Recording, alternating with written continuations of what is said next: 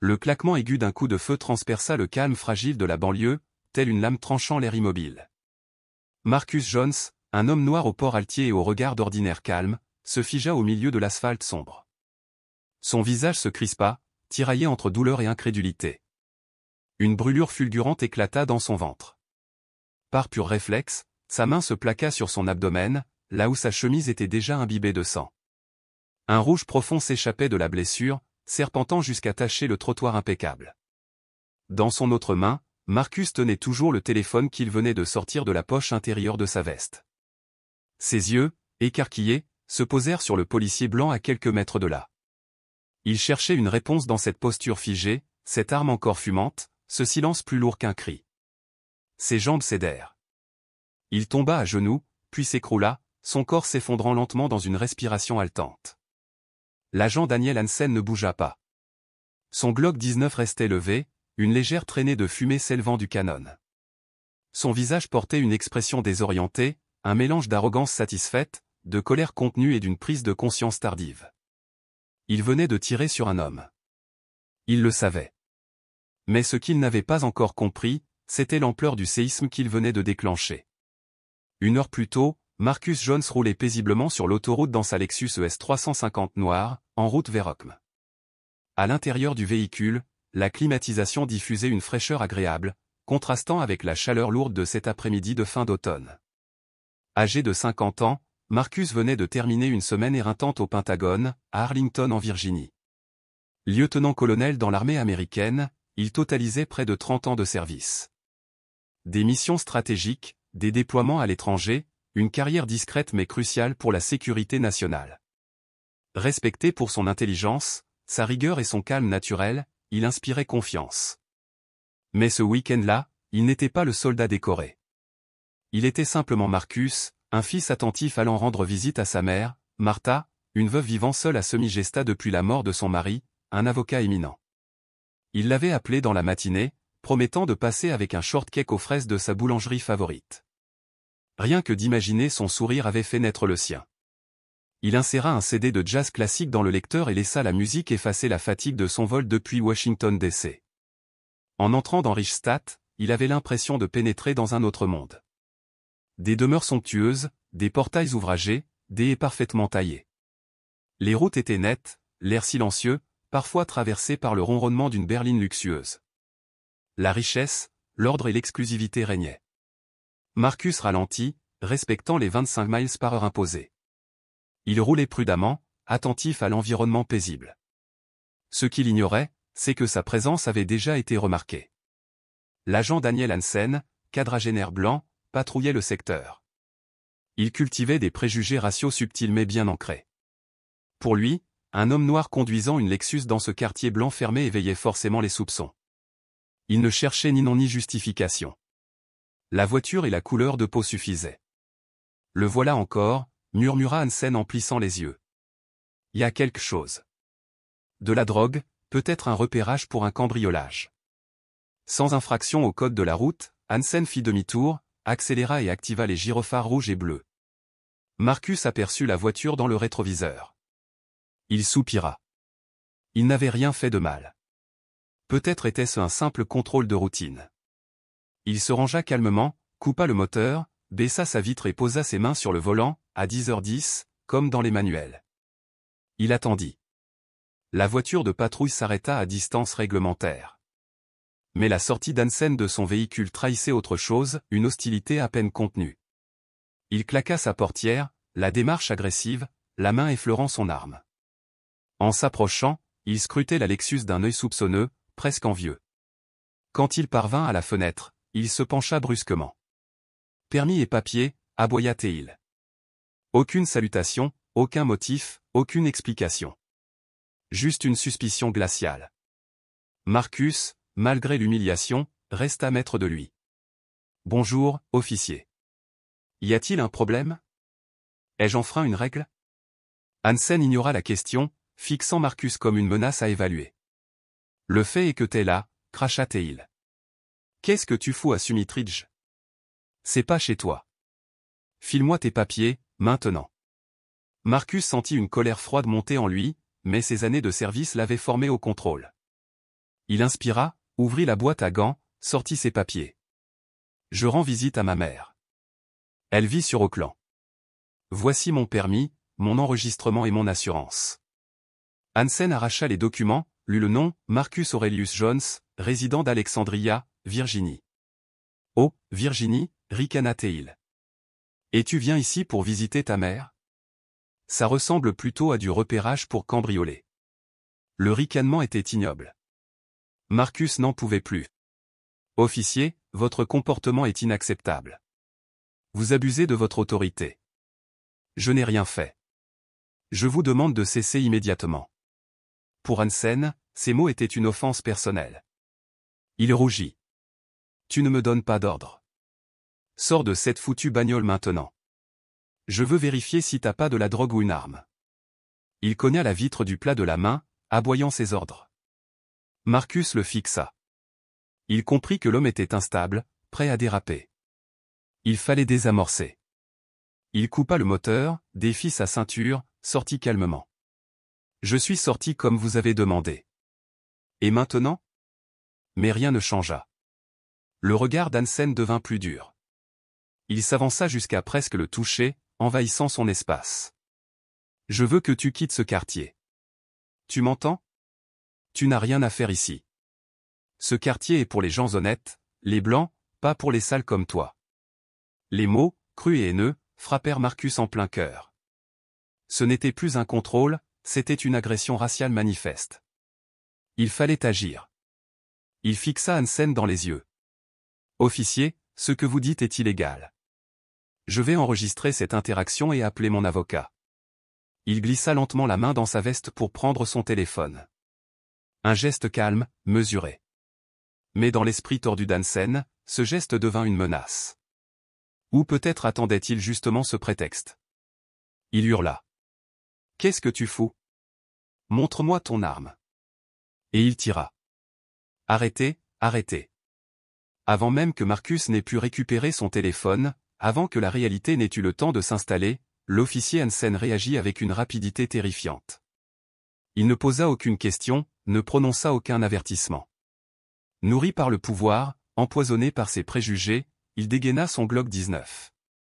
Il visa Marcus droit dans le torse et pressa la détente sans l'ombre d'une hésitation. Claquement sec. La balle de 9 mm fendit l'air et s'enfonça dans l'abdomen de Marcus à bout portant. L'impact fut brutal, le projetant en arrière. Son dos heurta violemment le flanc de la Lexus. Son visage se déforma sous le choc, ses yeux grands ouverts, incrédules, figés dans l'effroi. Une douleur fulgurante envahit son corps alors qu'il pressait ses mains contre la blessure, luttant pour rester debout. Ses genoux cédèrent. Il s'écroula sur l'asphalte brûlant, sous la lumière mourante du soleil couchant. Le téléphone qu'il n'avait jamais eu le temps de saisir glissa de ses doigts tremblants, venant s'échouer près d'une flaque de sang qui s'élargissait sur le trottoir autrefois immaculé. Un souffle, fragile, s'échappa de ses lèvres. Le lieutenant-colonel Marcus Aurelius Jones, officier militaire décoré, fils fidèle, serviteur de la nation, mourut là, injustement, sans dignité, au cœur même des rues qu'il avait juré de protéger. Hansen resta figé, son arme encore levée, le canon fumant. Il fixa le corps inerte, puis ses yeux glissèrent sur le pistolet, et la réalité, comme une ombre rampante, s'infiltra lentement en lui. La satisfaction sombre qui avait brièvement traversé son regard disparut. Ne restait qu'un engourdissement froid, un frisson qu'il ne pouvait repousser. Il l'avait fait. Il avait tiré. Il avait franchi la ligne. Mais son esprit, encore englué dans ses croyances toxiques, ne réalisait pas encore l'ampleur du désastre qu'il venait d'engendrer. Puis, le silence. Le coup de feu résonna dans Semitesta, brisant la quiétude comme un cri arraché aux entrailles du quartier. Il rebondit sur les murs de pierre bien taillés, fit frissonner les pelouses impeccables. Derrière les fenêtres, les rideaux frémirent. Des visages prudents apparurent. En moins d'une minute, des appels au 911 inondèrent le standard. Un coup de feu. Un homme à terre. Une Lexus. Une voiture de police. Sous le choc, Hansen agit par réflexe. Non pas le réflexe entraîné d'un professionnel, mais l'instinct paniqué d'un homme cherchant à couvrir ses traces. Les mains tremblantes, il saisit sa radio, tentant de masquer le tremblement de sa voix. Dépôt, ici unité 7 Alpha 2. Nous signalons des coups de feu. Sa voix craquait. Il poursuivit. Intersection de Willow Lane et Mid-Drive. Le suspect était hostile, il a refusé d'obtempérer, a fouillé dans sa veste, j'ai cru voir une arme. J'ai été forcé de tirer. J'ai besoin d'une ambulance, niveau d'urgence 3. Je répète, ambulance et renfort immédiat. Il mit fin à l'appel, le cœur battant à tout rompre, jetant un regard rapide au cadavre étendu et au téléphone ensanglanté. Déjà, son esprit bâtissait le récit qu'il allait livrer. L'homme était menaçant, agressif, probablement armé. Hansen n'avait pas eu le choix. Il voulait s'en convaincre. Mais au fond de lui, une voix silencieuse lucide, implacable lui murmurait que tout cela était un mensonge. Un mensonge grossier. Quelques minutes plus tard, les sirènes hurlèrent de toutes parts. 2 voitures de patrouille et une ambulance d'Oakmont arrivèrent à grande vitesse. Les gyrophares teintaient la rue de rouge et de bleu, des éclats d'urgence dans la pénombre naissante. Les agents jaillirent de leurs véhicules, armes au poing, balayant la scène du regard. Ce qu'ils virent les arrêta net. Le corps de Marcus Jones gisait à côté de la Lexus, son sang formant une mare sombre. Hansen se tenait à quelques mètres, blême, appuyé contre sa voiture. « Merde, Dan. Qu'est-ce qui s'est passé ici ?» lança le sergent Al Ramirez, incrédule et alarmé. Hansen resta fidèle à sa version, répétée avec obstination. Il a refusé de coopérer, il fouillait sa veste, j'ai cru voir une arme. Ramirez plissa les yeux, dubitatif. Pendant que les rubans jaunes bouclaient le périmètre, les ambulanciers se précipitèrent vers Marcus. Ils vérifièrent les signes vitaux, pratiquèrent des compressions thoraciques, tentèrent d'arrêter l'hémorragie et l'intubèrent avant de l'embarquer en urgence. Suivant le protocole, Ramirez lança l'enquête préliminaire. Il ordonna à un officier de récupérer le téléphone taché de sang, enfila des gants et fouilla le corps. Dans la poche arrière, il trouva un portefeuille en cuir, l'ouvrit sous la lumière de sa lampe torche. Quelques billets, des cartes de crédit au nom de Marcus A. Jones, des photos anciennes d'une femme souriante, 2 enfants rayonnants. Puis il découvrit la carte d'identité, soigneusement rangée dans une pochette plastique. Un permis de Virginie. Marcus Aurelius Jones. Adresse, Alexandria, Virginie. Âge, environ 50 ans. Mais ce qui figea Ramirez, vétéran de la Navy, ce fut la carte dissimulée en dessous. Une pièce d'identité militaire. Son souffle se coupa. En lettres capitales, lieutenant-colonel, armée des États-Unis. Département de la Défense, Pentagone. La gorge sèche, Ramirez regarda l'ambulance s'éloigner, puis se tourna lentement vers Hansen, qui continuait de mentir. Un frisson glacé descendit sa colonne vertébrale. Ce n'était pas juste une bavure raciste. C'était l'exécution d'un officier supérieur de l'armée américaine. Les répercussions seraient nationales. Mondiales. Ramirez s'éloigna sans un mot, hors de portée de Hansen et des autres. Son visage se durcit. Il prit sa radio et changea de canal. Sur la fréquence sécurisée des commandants, il parla d'une voix grave, tendue, pesante. Fusillade confirmée, état critique. La victime est un officier supérieur de l'armée. Lieutenant-colonel. Département de la Défense. Même à quelques mètres, Hansen sentit le changement d'atmosphère. Le ton de Ramirez était devenu glacial. Professionnel. Une tension suffocante emplissait l'air. Il entendit quelques mots, et chacun d'eux fut un coup de tonnerre, Pentagone.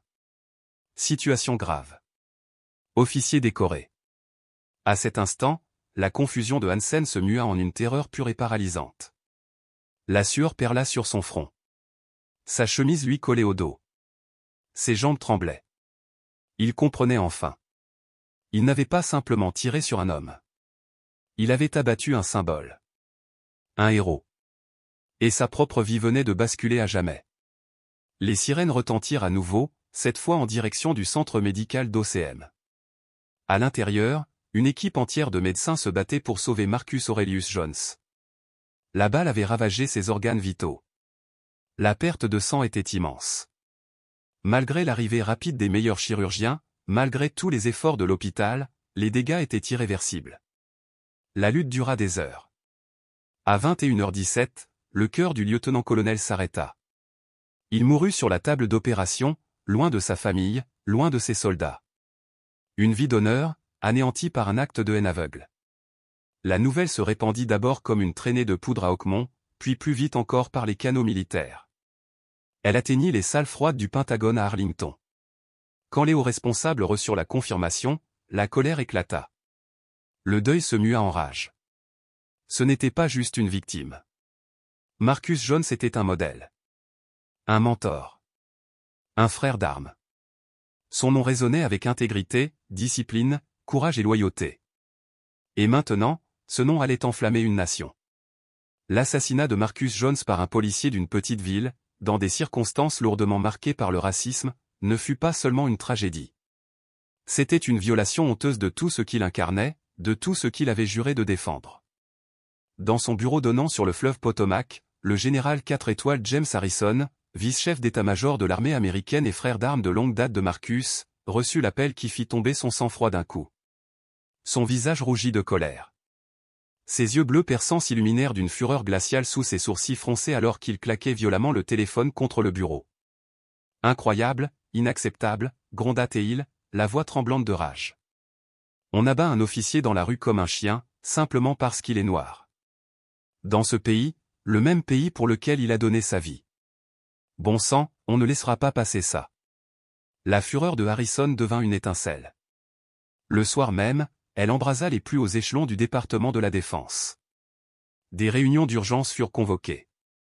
La décision fut immédiate, bien que le Pentagone ne puisse intervenir directement dans l'enquête criminelle, relevant de la justice civile, il userait de tout son poids politique et juridique pour s'assurer que justice soit rendue à Marcus Jones. Aucun délai. Aucun camouflage. Aucune complaisance. Le général Harrison contacta personnellement le gouverneur de l'État pour exprimer l'indignation du ministère. D'autres généraux de l'armée de Laurent transmirent un message sans équivoque aux autorités locales, aux maires, aux sénateurs et aux représentants du Congrès. Cette affaire devait être traitée avec transparence et équité, ou alors la pression fédérale tomberait de tout son poids. Une lettre officielle fut adressée au département de la justice, exhortant la division des droits civiques et le FBI à ouvrir une enquête sur d'éventuelles violations fédérales. Le sous-texte était limpide, le Pentagone surveillait chaque mouvement. À Mont, la pression devint insoutenable. Le shérif David Miller et la procureure Isabella Rossi furent inondés d'appels, des élus, des assistants parlementaires, et même des généraux qu'ils n'avaient jusque-là vus qu'à la télévision exigeaient des comptes. Pour la première fois de leur carrière, ils sentirent la chaleur brute de Washington. Le shérif Miller, rusé et expérimenté, comprit immédiatement. L'agent Daniel Hansen ne pouvait plus être protégé. La crédibilité de tout le département de police d'Oakmont était en jeu, tout comme la sienne. Il ordonna à la division des affaires internes d'enquêter sur la fusillade avec priorité et transparence. À contre-cœur, il autorisa aussi l'accès au dossier aux enquêteurs du commandement des enquêtes criminelles de l'armée. Une concession rare, révélatrice de la gravité du cas. L'enquête avança rapidement. Le récit de Hansen plaidant la légitime défense fut démonté pièce par pièce. Le téléphone de Marcus fut retrouvé sur place, sans aucune arme visible. L'autopsie confirma une balle tirée à bout portant dans l'abdomen, sans signe de lutte. La caméra corporelle de Hansen avait été coupée quelques instants avant le tir, violant de manière flagrante le protocole. Des voisins déclarèrent avoir entendu Hansen crier, puis un coup de feu. Aucun échange, aucun conflit. La procureure aussi, ambitieuse et brillante, comprit que cette affaire pouvait marquer son nom dans l'histoire. Elle convoqua une conférence de presse nationale. Devant une muraille de caméras, la voix ferme, elle annonça. Après avoir examiné les preuves de la mort tragique du lieutenant-colonel Marcus Jones, le bureau du procureur du comté d'Oakmont engage des poursuites contre l'agent Daniel Hansen pour meurtre au premier degré. Elle fit une pause, puis ajouta, la voix plus grave. Nous pensons que l'agent Hansen a agi avec intention, avec préjugés et avec haine. En raison de la gravité de ce crime, nous envisageons également la peine de mort. La nation fut secouée. Accuser un policier de meurtre au premier degré était rare. Demander la peine de mort était un séisme. Les critiques fusèrent, mais le soutien fut immense particulièrement dans les rangs militaires et chez les défenseurs des droits civiques. Parmi ce tumulte, une voix calme mais puissante s'éleva, celle d'Eleanor Jones, la veuve de Marcus. Venue de Virginie avec ses 2 enfants pour les funérailles, elle prit la parole dans une église modeste, devant généraux, élus et citoyens en deuil. Vêtue de noir, elle ne pleura pas. sa voix, basse mais ferme, transperça le silence. Marcus a servi ce pays avec honneur. Il a défendu la justice, l'égalité et la dignité humaine sur tous les continents. Et pourtant, c'est ici, chez nous, qu'il a été tué par la haine qu'il combattait. Elle fit une pause, puis ajouta, déterminée. Nous ne demandons pas vengeance. Nous demandons justice. Pour lui, pour notre famille, pour qu'aucun autre enfant ne doive pleurer un père assassiné par ceux censés protéger. Ces mots se répandirent comme une traînée de poudre. Son calme dans la douleur, sa grâce dans le chaos, émurent le pays entier. Elle devint le visage d'un combat national. Des vétérans, des organisations militaires, des militants pour la justice se mobilisèrent. Des veillées furent organisées, des fonds levés pour financer l'accusation, et une pression publique féroce exigea la peine maximale contre Daniel Hansen. Le procès s'ouvrit quelques mois plus tard, devant la Cour supérieure du comté d'Oakmont. L'attention du pays entier était braquée sur la salle d'audience. Eleanor Jones et ses enfants s'y tenaient chaque jour, aux côtés de soldats en uniforme. Le général Harrison lui-même assista à certaines audiences. L'équipe de l'accusation, menée par Rossi, présenta un dossier implacable, vidéos, experts, témoins, analyse médico-légale. Chaque seconde du drame fut reconstituée. Le téléphone de Marcus, scellé comme preuve, devint la pièce centrale. Voici l'arme que Hansen prétend avoir vue, déclara Rossi. Un téléphone. Un téléphone que Marcus utilisait pour enregistrer une conduite abusive et appeler son avocat. Pour cela, il a été exécuté. Les témoignages confirmèrent, Hansen avait crié, mais il n'y avait eu aucune menace. La défense tenta de peindre Hansen comme un homme sous stress, apeuré, réagissant instinctivement. Mais les preuves, les incohérences de Hansen, les mots racistes, ses antécédents disciplinaires, tout indiquait un geste haineux, délibéré. Puis vint Eleanor à la barre. Elle parla de leur mariage, de leur vie, de l'appel qu'elle avait reçu. Sa voix ne tremblait pas, son regard ne fuyait pas. Elle conclut. « Rendez justice à mon mari, s'il vous plaît. » Beaucoup pleurèrent. Même des jurés. Le jury se retira. 2 jours et demi plus tard, le verdict tomba, coupable de meurtre au premier degré. La salle frissonna. Hansen s'effondra. Eleanor serra ses enfants. Justice avait été rendue. Mais ce n'était pas fini. La phase de peine débuta. Rossi réclama la peine capitale, soulignant la brutalité du crime, le racisme, la trahison de la fonction publique. La défense plaida la clémence. Mais le juge, sévère et méthodique, rendit son verdict. Daniel Hansen, vous êtes condamné à mort. Un cri guttural s'échappa de Hansen. Il s'effondra, maîtrisé par les gardes.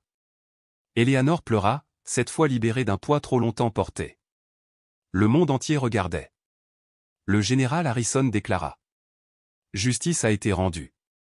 L'armée défendra toujours ses soldats. Personne n'est au-dessus des lois. Mais ce verdict ne ramènera pas Marcus. Eleanor publia un message. Que la justice d'aujourd'hui soit un pas vers le changement. Que la mort de mon mari ne soit pas vaine. Et dans un pays encore fracturé par les inégalités, son message résonna comme une promesse, la lutte pour la justice continue.